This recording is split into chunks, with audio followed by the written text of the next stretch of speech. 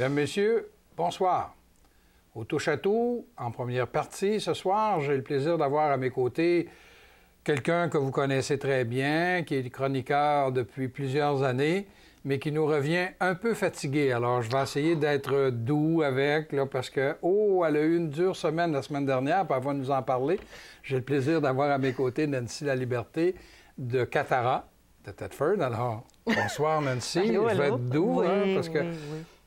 Tu es allé au Salon du livre de Québec, mais pas comme visiteur, parce que vous aviez un stand. Oui, c'est ça. À Catara, on est allé présenter le guide qu'on a lancé cet automne. C'est celui-là ici, oui, je vais le on montrer, l'avait là. parlé. Oui, le guide Jeune travailleur polyvalent, là, un guide en santé et sécurité. Donc, on le présentait au Salon international du livre de Québec là, la semaine dernière. Ça rien de moins que un stand pour vous tout seul. Oui. C'est quoi qui vous incite à vous présenter au Salon international? Parce que là, c'est rendu le Salon international du livre de Québec. Oui. Ben oui, puis cette année, le président d'honneur, c'est Bernard Pivot. Donc, on va à l'international. En fait, c'est Maître Bellemare là, qui a fortement suggéré d'aller présenter cet outil-là. Lui, préface, Maître Marc Bellemare. Puis, encore aujourd'hui, là, pour lui, c'est un outil fantastique là, pour les jeunes travailleurs, mais pour les travailleurs adultes aussi, là, tant en prévention qu'en réparation des lésions professionnelles. Donc, il a suggéré d'aller le présenter au salon, que ça méritait d'avoir un stand et d'être partagé au grand public. OK. Rappelle-nous rapidement, parce que Karen, elle l'a déjà fait, là, quand vous l'avez lancé, oui. Mais il s'adresse aux jeunes travailleurs, mais dans quelle optique?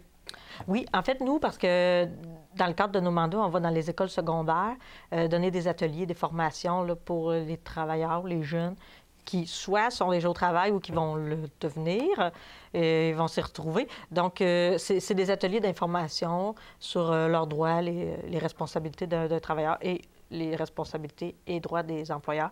Donc, on allait présenter des formations. Fait, mis tout ensemble, on a fini par créer le guide avec ça. Donc, le contenu et ce qui est présenté dans les écoles. Chaque jeune qui reçoit les formations reçoit aussi un guide là, de Catara. Là. On le remet.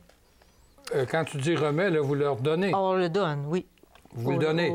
Mais au Salon du livre, vous le vendiez? Oui, on le vendait. Oui, là, il était vendu pour le grand public, là, adulte ou jeune. Là, oui. Je faisais des folies en disant, là, il va falloir que j'y aille mollo parce que vous êtes fatiguées, les filles, mais...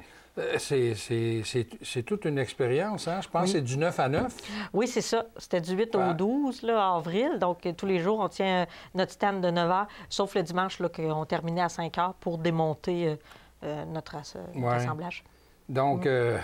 Oui, on en a vu des gens. Ça s'est super bien passé. Ouais. Et toi, qui juste un peu avant le début de l'émission, tu me disais, puis j'en ai profité pour aller voir plusieurs auteurs, parce que j'avais m'étais fait une liste. Oui, c'est ça. C'est tellement un événement fabuleux, le Salon du livre. Puis les journées dans la semaine, il y a des moments spécifiques pour les classes.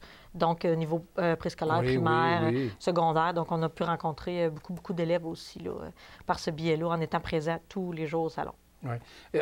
Vous en aviez sorti combien d'éditions ou combien d'exemplaires plutôt? Oui, on avait produit 900. 900. Oui, donc début novembre, là, on en avait 900. Là, on en a donné beaucoup aux élèves, aux étudiants. Oui, bien, je me souviens quand vous avez fait le lancement officiel, Maître Bellemare était ici aussi. Donc, il vous suit encore, là. Il n'y a pas juste... Non, il a approuvé tout cet outil, le contenu, mais aussi pour que ça soit publié, là, puis rendu à plus grande échelle. Là, puis là, tu me dis que c'est lui qui vous a mis dans la tête d'aller au Salon international du livre. Oui, c'est ça, oui. Oui, il nous a encouragés à le faire. Là. On a vu, parce qu'il fallait remplir certains documents là, pour s'inscrire à compte d'auteur.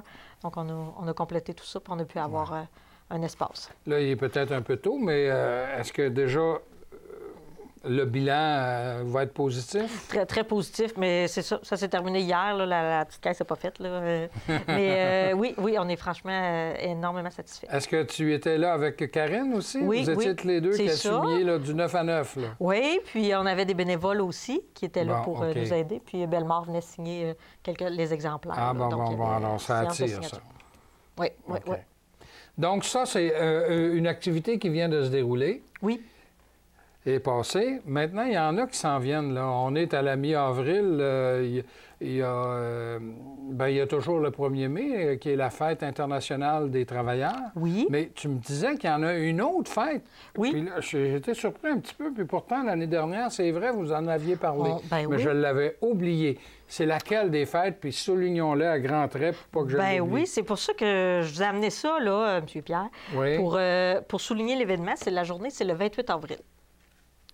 Donc, le 28 avril de chaque année, en fait, depuis 2010, l'Assemblée nationale à Québec a décrété que c'était la journée de commémoration. Donc, on appelle ça jour de deuil pour les travailleurs morts au travail, mais aussi ceux qui se blessent. Donc, on a élargi avec le temps. Donc, cette année, on récidive, parce que l'année dernière aussi, on était venu vous présenter ce ruban. Oui, c'est pour ça là, que je fais mon meilleur coup de pas. Je m'en souvenais plus.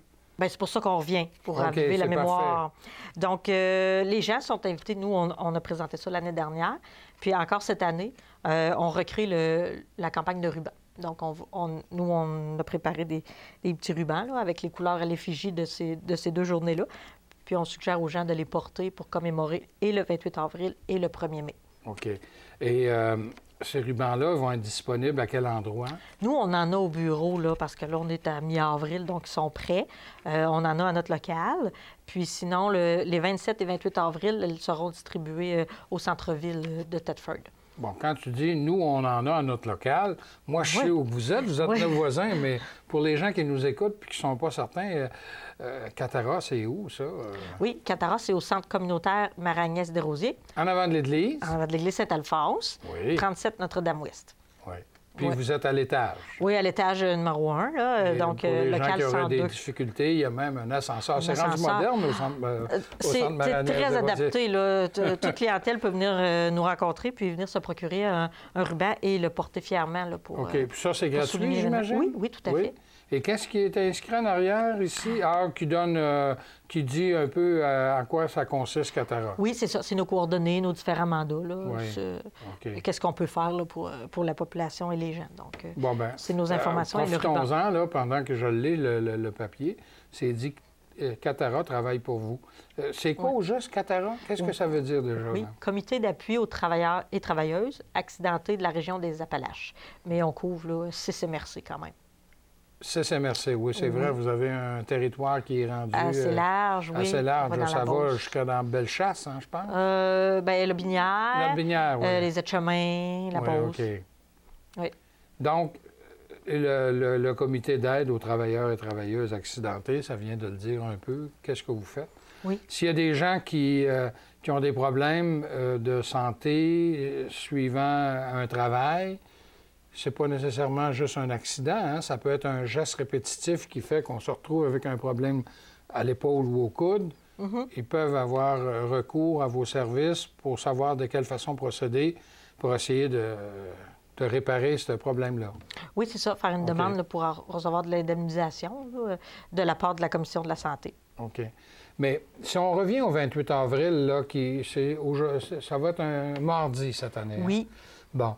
Est-ce qu'il y a, mis à part le port du ruban, est-ce qu'il va y avoir d'autres activités dans la région pour souligner cette journée particulière? Ou... non, pour l'instant, il n'y a rien de rendu public. Là. OK. Il y a eu une certaine époque, là, il y avait certaines activités, surtout le 1er mai. Ah, OK. Donc, on se rappelle, là, il y a 40 ans exactement, cette année, il y a eu l'inauguration du monument là, en mémoire des travailleurs accidentés. Là, oui. Juste ici, au coin de Notre-Dame et Saint-Alphonse, à côté du cénotaphe. Ceux qui se posent la question, il y a une grosse roche d'amiante.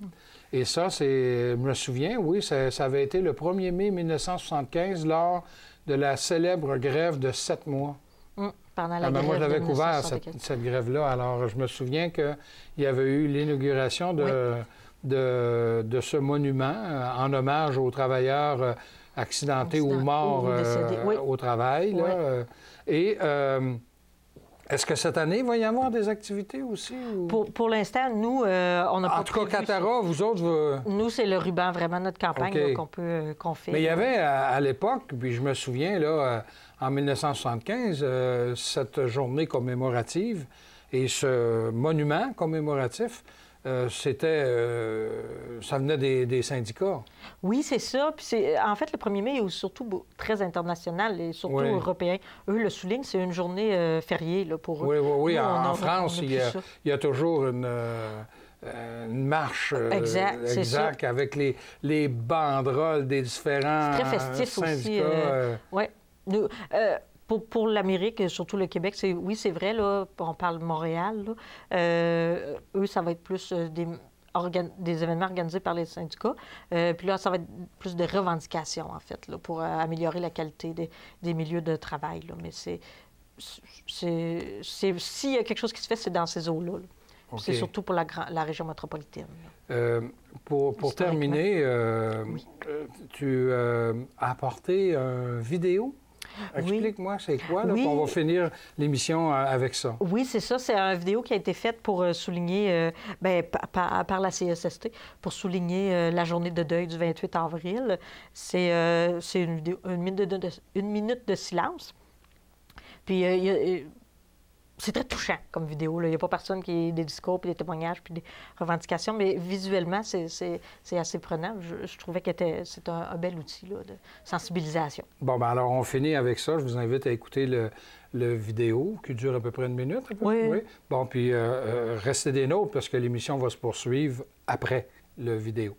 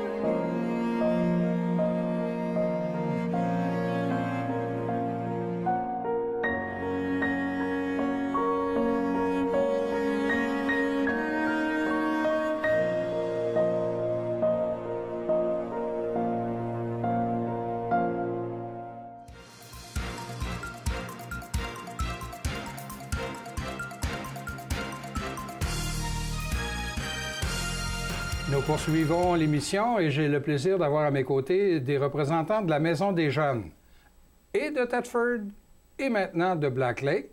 J'ai le plaisir d'avoir à mes côtés Marie-Ève Ouellette. Bonsoir Marie-Ève. Allô. Et quelqu'un que vous connaissez parce que c'est un habitué, il est venu à mon émission à plusieurs reprises et ça me fait plaisir de le recevoir encore.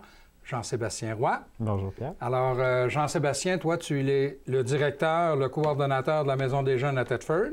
Bien, de Thetford Mines, de l'organisme Thetford Mines. De l'ensemble? Ah, OK. Mm-hmm. Parce que tu nous en as déjà parlé de la possibilité de reprendre les activités à Black Lake même, et là, c'est fait. Oui, c'est fait. Ça fait quoi? Un petit peu plus d'1 mois? Bien, on a ouvert officiellement le mercredi 11 mars 2015. Donc, ça fait environ 1 mois qu'on est ouvert. Là. Et toi, Marie-Ève, c'est toi qui es l'animatrice de la Maison des Jeunes à Black Lake? Oui, du point de service de Black Lake. Du point de service. Tu travaillais déjà pour la Maison des Jeunes? Oui, je travaillais déjà pour la Maison des Jeunes, le point de service à Thetford depuis un peu plus d'1 an. OK. Donc, la Maison des Jeunes, qui dit maison, dit lieu, dit bâtiment. À Thetford, on rappelle où c'est. C'est en arrière de la piscine, entre les terrains de tennis, sur le boulevard Ouellette. Exactement. Au niveau de Black Lake, c'est dans l'édifice Saint-Jean, l'ancienne école primaire, sur la rue Saint-Jean. Ah bon? Dans les mêmes locaux que l'ancienne Maison de Jeunes de Black Lake. Oui, c'est ça, là. Moi, je me souviens, quand tu es venu à un moment donné, tu m'avais dit ça que Il y a déjà eu une maison des jeunes à Black Lake. Depuis quand qu'il n'y en a plus? L'organisme La Maison des jeunes de Black Lake a cessé ses opérations en septembre 2011. Donc, depuis ce temps-là, il y avait eu des pourparlers entre leur conseil d'administration et le nôtre pour voir qu'est-ce qu'on faisait, parce qu'on croit à la pertinence d'avoir un lieu de rencontre pour les jeunes de Black Lake. Donc, il y a eu des démarches depuis bientôt 4 ans. On a mis ça sur la glace quelque temps et c'est avec le fort intérêt du comité de revitalisation de Black Lake qui nous a rapprochés pour encore une fois nous dire que pour eux, c'était important qu'il y ait une place pour les ados à Black Lake. Qu'on a travaillé ensemble pour mettre en place le point de service qu'on a actuellement. Puis je dois dire que ça aurait été impossible sans le soutien de la ville aussi de Telford Mines. Donc, Maison des jeunes de Telford Mines, comité de revitalisation et la ville de Telford Mines ont travaillé ensemble pour faire que ce projet-là se concrétise. Et tu me disais juste un peu avant le début de l'émission que de toute façon, parce que je te demandais si c'était un besoin, puis tu me dis c'était un vœu qui avait été exprimé par les jeunes lors de la grande consultation des jeunes dans la région, là, avec le patron d'honneur, le comédien Ian Englund, c'est bien ça, hein? Oui. Dans le cadre de Vision Jeunesse 2011, où que Ian Englund était porte-parole, les jeunes de pratiquement toute la région avaient manifesté leur intérêt d'avoir un lieu de rencontre branché et dynamique, ce qu'une maison des jeunes peut leur apporter, mais bien plus que ça, parce que nous, on veut leur faire différents apprentissages dans le but qu'ils deviennent des citoyens critiques, actifs et responsables. Donc, le besoin, il est là. Actuellement, ça fait environ 1 mois qu'on est ouvert. On a déjà quelques jeunes qui viennent, mais on est toujours en phase de promotion et promotion de nos services auprès des jeunes, auprès de la population en général aussi, puis de voir à recruter des jeunes pour qui s'approprient ce lieu-là. S'il y a des jeunes qui nous écoutent ce soir, là, ou des parents de jeunes à Black Lake qui seraient intéressés à en savoir plus, qui nous écoutent là, jusqu'à la fin, mais est-ce qu'il y a un numéro de téléphone ou s'il y a un site, parce que les autres sont plus Internet que d'autres choses, là, mais en tout cas, on pourrait donner... Alors, c'est quoi le numéro de téléphone que les gens pourraient utiliser? C'est le 418-331... 333. 5104. 5104. Ça, c'est le cellulaire que Marie-Ève a sur elle en tout temps. C'est pour ça qu'elle savait le numéro, toi. Exactement, je suis pas encore habitué. Alors, Marie-Ève, répète-le, toi, le numéro de téléphone, pas te tromper, là. 333-5104. Je l'ai en tout temps sur moi, autant sur mes chiffres d'animation que durant la journée. OK. Et est-ce que vous avez un site, là, où les jeunes pourraient y aller par Internet, là? Parce que les jeunes sont plus Internet que nous, là. On a notre page Facebook au niveau de la Maison des jeunes de Telford Mines qui peuvent aller chercher plus d'informations là. Et ils peuvent appeler aussi au siège social à Telford au 418-335-5075. 5075 dans le 335, toujours 88. Ils peuvent aussi se présenter dans les locaux. Moi et mon collègue, on est toujours là à ces heures d'ouverture, puis on est très ouvert à... On veut des jeunes, mais on est très ouvert à ce que les parents viennent nous voir aussi. Oui. Alors, tu parles des heures d'ouverture. Donc, est-ce que c'est les heures d'ouverture du point de service à Black Lake, ça colle pas mal aux heures d'ouverture que vous aviez à Thetford, ou ça peut être différent? Ça se ressemble beaucoup. Je vous dirais jusqu'à la fin de la période scolaire, ce qui veut dire jusqu'au mois de juin. Les heures d'ouverture vont être du mercredi au vendredi de 18h à 21h. Et exceptionnellement, jusqu'en juin, on va être ouvert le vendredi midi pour que les jeunes qui sont à la polyvalente. À Thetford ou à Black Lake? À Black Lake. Un genre de promotion là, additionnelle. Promotion additionnelle, qu'ils peuvent venir voir c'est quoi. Puis là, l'horaire va changer à partir de l'été, en fonction des jeunes qu'on va avoir puis des besoins qu'ils vont nous dire. Si j'ai bien compris, Marie-Ève, vous êtes deux? Oui, on est deux. J'ai mon collègue. Moi, je suis responsable du point de service, mais j'ai aussi un collègue, François, qui travaille avec moi sur les chiffres d'animation. OK. Est-ce que vous avez déjà fait... on parle de promotion, là, de la promotion, parce que vous n'êtes pas très loin de la polyvalente, là, vous autres, hein? On est à peut-être quoi, 500 mètres? Oui. On est collé. Vous êtes collé dessus? Ça doit prendre aux jeunes environ 5 minutes à pied, peut-être maximum 10. Ouais. S'ils marchent pas vite, là. S'ils traînent des pieds. Oui. Mais est-ce que vous avez déjà sensibilisé les jeunes de la polyvalente de Black Lake? Oui, à la fin mars, mon collègue François et moi, on est allés faire une présence lors du midi, annoncer l'ouverture du point de service. Puis par après, on est allé animer une activité sur l'heure du dîner. Ça s'appelait la guerre des clans, un peu comme à la télé. On a fait ça avec les jeunes dans la cafétéria. Puis le vendredi midi, on est ouvert, fait que les jeunes peuvent venir aussi voir. Les jeunes de la polyvalente peuvent venir voir. C'est annoncé à polyvalente qu'ils peuvent se déplacer. OK. Je vous ai demandé si les heures coïncidaient entre les deux points de service, là, entre les deux maisons, disons. Bon, mis à part le fait qu'il y a une promotion pour le vendredi midi, est-ce que les services que vous offrez aux jeunes à Black Lake vont être ou sont pareils que ceux que vous offrez à Thetford? Oui et non. Bon. Parce que nos buts puis nos objectifs sont les mêmes. C'est les mêmes objectifs maison de jeunes qu'on fait la promotion, que ce soit à Thetford ou Black Lake. Les moyens pour arriver peuvent varier. Donc, les activités, Marie-Ève va voir à planifier ses activités et organiser les activités en fonction des besoins, intérêts des jeunes qu'elle va avoir à Black Lake. Ah oui, OK. Donc... Parce que vous imposez rien, là. Bien, on n'impose rien. C'est sûr que nous, on a un volet prévention, donc on veut voir à mieux outiller les jeunes, mieux les informer sur n'importe quel sujet. Donc, si Marie-Ève discute avec les jeunes et ça parle beaucoup de sexualité, bien, elle va voir à planifier une activité éducative sur la sexualité, sur l'alcool, sur plein de sujets en fonction de répondre à leurs besoins et préoccupations. Donc, c'est difficile de dire si oui ou non, ça va être identique, ça peut l'être, ça peut être complètement différent. Moi, l'important, c'est que le résultat, c'est qu'on vise à atteindre nos objectifs maison de jeunes. Les moyens qu'ils vont utiliser à Thetford ou Black Lake importent peu. Tu m'as parlé que c'était vers la fin de l'année 2011 que la Maison des jeunes de Black Lake avait cessé ses activités. Pourquoi? Est-ce que tu te souviens de ça ou c'est pour toi, tu n'étais peut-être même pas en place à ce moment-là? Ou... Bien, j'étais en place. Ah bon? Et est-ce que vous aviez des liens déjà entre les deux maisons? Ou... Bien, il y avait eu des pourparlers à savoir est-ce qu'on faisait une fusion des deux organismes, est-ce qu'ils procédaient à la dissolution et que nous, on faisait les démarches de notre bord. Donc, il y a eu des discussions entre les deux conseils d'administration. On en est arrivé à la conclusion de dire l'organisme Maison des jeunes de Black Lake va se dissoudre. La Maison des jeunes de Thetford va travailler à ouvrir un point de service. Ça a pris 4 ans pour diverses raisons. Pour des raisons financières et aussi, avant de développer quelque chose, il faut s'assurer que la structure en place de Thetford était très fonctionnelle. Puis on voulait avoir aussi le soutien de la communauté. Et ça, par le comité de revitalisation, exactement. C'est de là que ça a donné un élan là, qui a permis d'aboutir.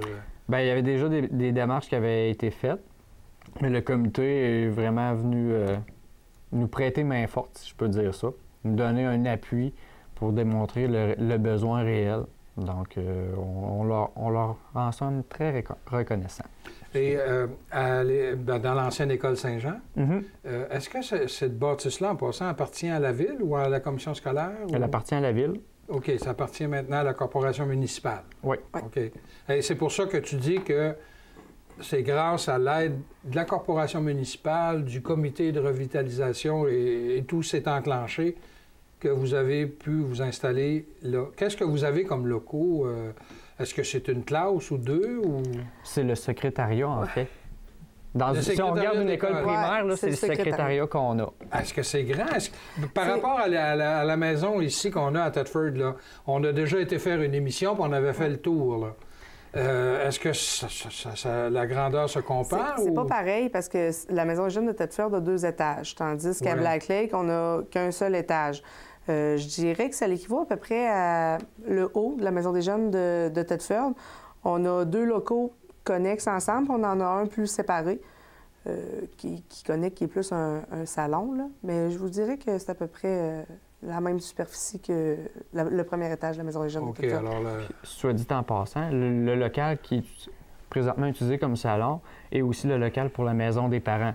Parce qu'avec le comité de revitalisation, ils voulaient un espace où que les jeunes familles de Black Lake pourraient avoir un lieu de rencontre. Donc, ce local-là, dans le jour, n'est pas utilisé. Donc, il est mis à la disposition de tout organisme de la région qui souhaite faire des ateliers. Donc, il peut avoir, exemple, le réseau Entraide d'Appalaches pourrait venir faire un atelier pour les jeunes familles.